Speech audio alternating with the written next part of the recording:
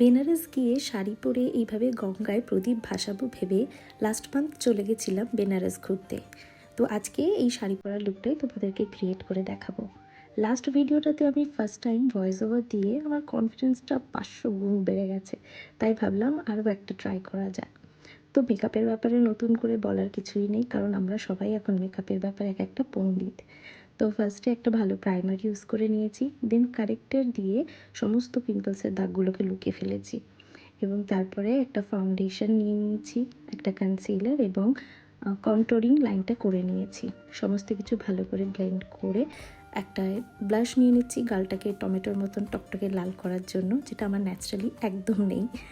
এরপর মেবলিনের loose powder আর প্যাকের makeup settling স্প্রেটা দিয়ে মেকআপটাকে ভালো করে সেট করে নিচ্ছি, কারণ তুমি লাইফে কোথাও সেট হতে পারো না পারো, তোমার মেকআপটা ভালো করে সেট হওয়াটা জরুরি।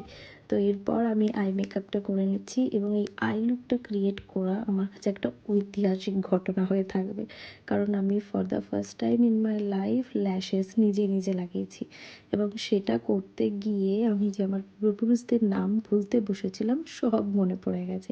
যাই হোক, এরপর লিপস্টিক এবং এই 1 কেজি ওজনের 2টো ইয়াররিং টিপ লাগিয়ে আমি রেডি।